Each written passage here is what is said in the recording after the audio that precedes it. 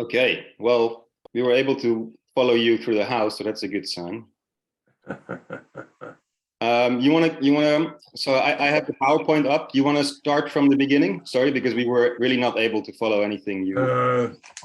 Go to number 4. Okay, but you want to talk us through the first couple of slides because we really didn't. No. It's all good? Okay. They're losing too much time. Yes, there is. All right, go ahead. As I was talking about the adult people who are increasingly raising issues on their experiences as young persons in athlete performances, and that there were disturbing characteristics of child labor. Those were the excessive hours of intensive training, excessive and repeated training that caused chronic and/or serious injuries. There was a traffic and sale in and through sports, loss of education, and balanced social development. They were being subjected to intimidation, harassment, violence, abuse, neglect, exploitation, avoidable injuries, economic exploitations, and their commodification. So next slide, please. And I'm running through that because I assume that most of you know what has been agreed upon in international treaties and conventions. And that is the child labor. Next slide, please. In the Convention on the Rights of the Child, important issues are important parts of the problem, the right of the child to be protected from economic exploitation, performing any work that's likely to be hazardous, that interferes with child's education, harmful to child health or physical, mental, and so on, social development. Those are all kinds of elements that you find in the reports from athletes themselves, but also in research that has been conducted about since the 1980s. There is, of course, as all of you know, the minimum age condition, or at least the requirement to set minimum ages, not one, but many for different activities, and regulations of the hours and conditions of employment. So those are the standards. The next slide, please. 138 and 182, all well known. Again, here, when it comes to sports and training of young athletes, the likelihood to jeopardize their health and morals of young people, and also, again, the work that is carried out likely to harm health, safety, or morals of children. Next slide, please. One important part of the story is the role of the special rapporteur on the sale of children, sexual exploitation of children, where in the report she said that any sport, in particular at the elite level, that leads to situation of child labor should be reformed. And that was one of the triggers for the Center on Sport and Human Rights to engage in a project on sport and child labor. The concerns raised by the ILO, next slide, please. In a ILO decent work in the world of sport 2 years ago, and the concerns were that children were subjected to intensive training with hopes of sending them to professional sports clubs for profit. Children forced into contracts for up to 6 years, but never paid provided with adequate accommodation.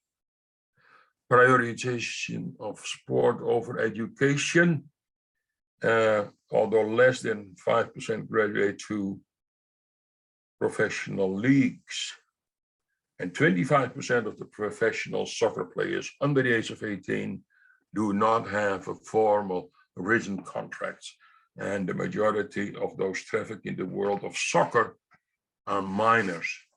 Next slide, please. The Child Labor in Sports project of the Center for Human Rights, for Sport and Human Rights.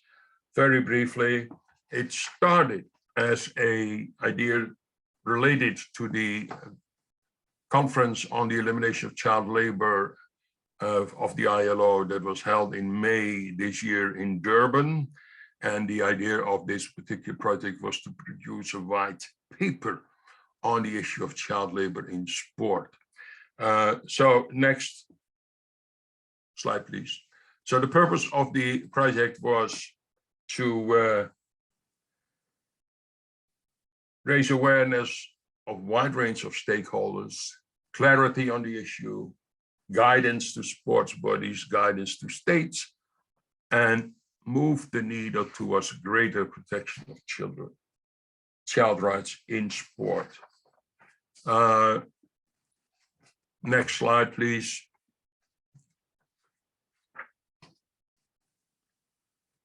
Next slide, please, because this is all information that might be interesting for people who are eager to know more about it, but this is how the process went in preparing. So next slide, please.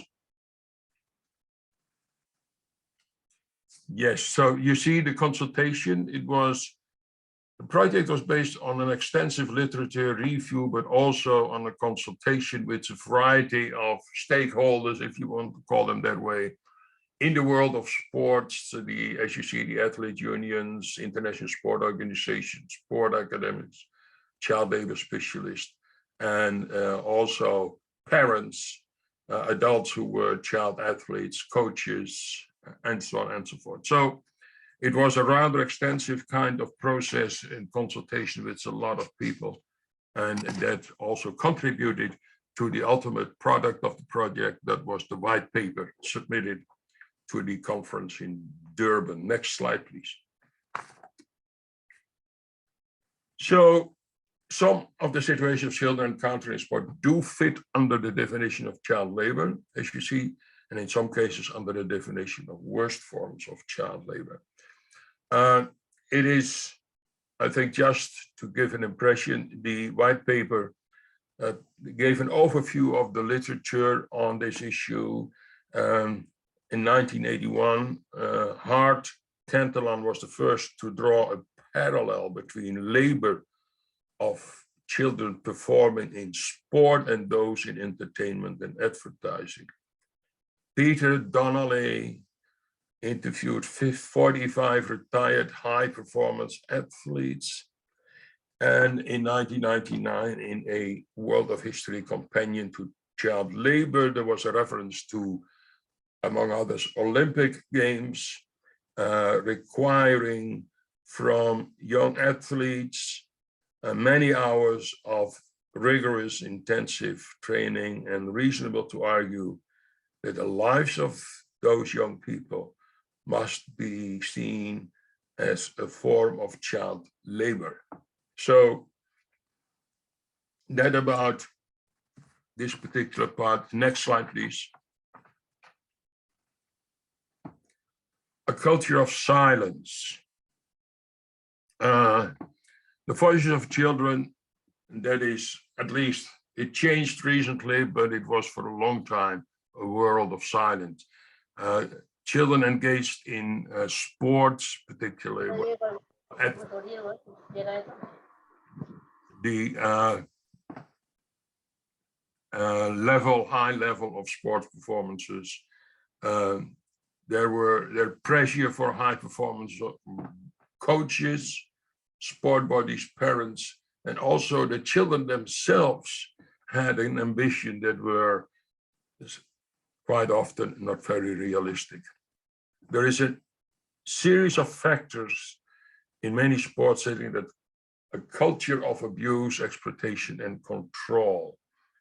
There was a study done by Hartel a year ago on child abuse in sports,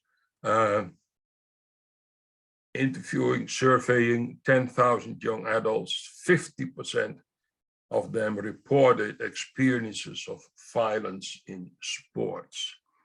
So what helps to sustain the culture, the children's dreams and ambitions, children feeling guilty to speak about that because of the amount of time and money invested in them, and the children afraid to speak up because of fear of retaliation. So next slide, please.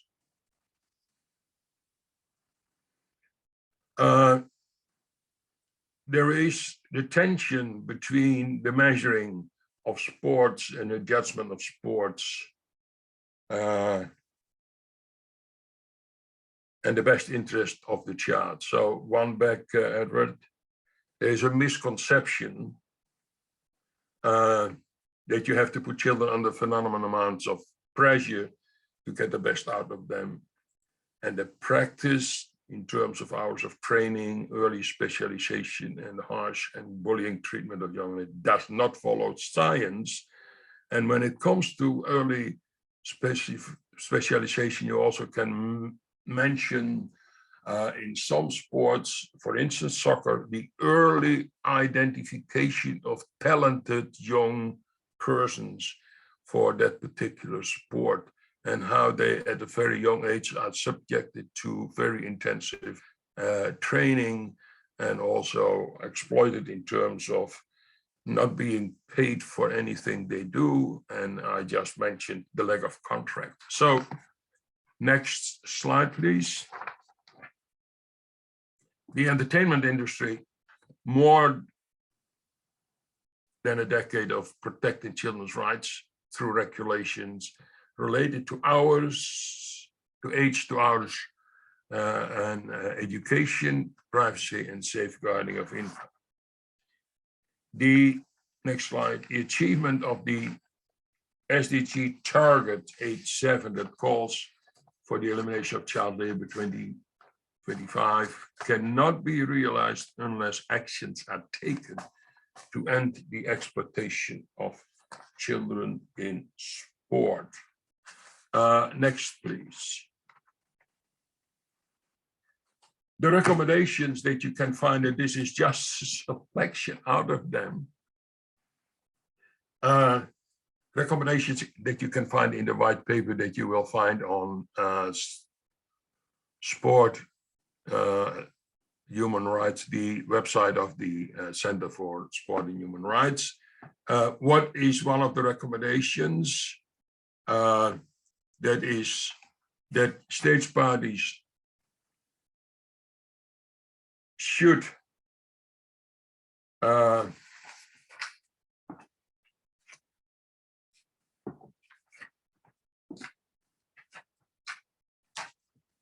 recognize that some situations, states parties should recognize that some situations of children's participation in sport are analogous to child labor, and take the necessary measures to ensure the respect and the protection of rights of children in such situation.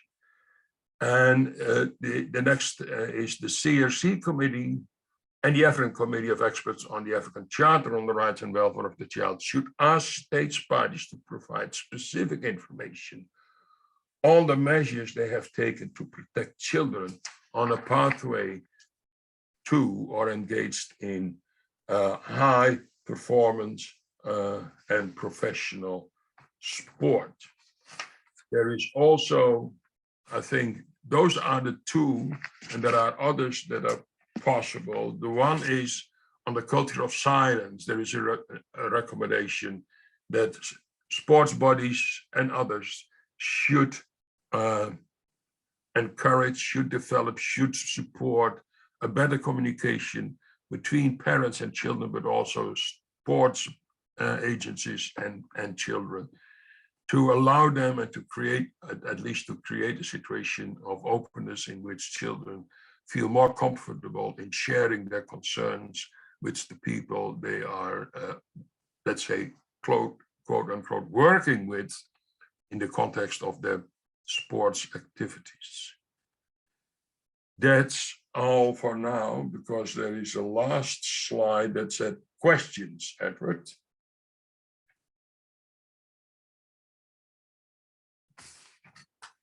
Questions.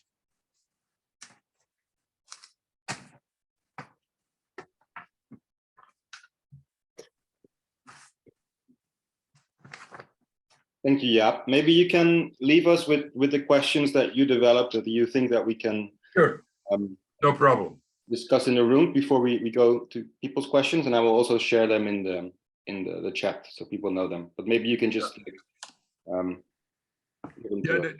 my questions, Edward, the one is on the ILO, the role of the ILO, that the ILO should play in this matter to address the problems of young athletes. And if you think that the ILO should do that, the question is, in what way? And the other issue is related to child labor in sports. Should there be a kind of a minimum age or ages for child sports participation, where that is analog to work? And there is also the first item that I raised about the lack of awareness of children about their rights, whether sports bodies and others should not, in the guidance that they provide to their young athletes, information about hours of training, intensity of the training, trafficking, high risk of injuries, abuse, and harassment, but also about health habits in general, including mental health education.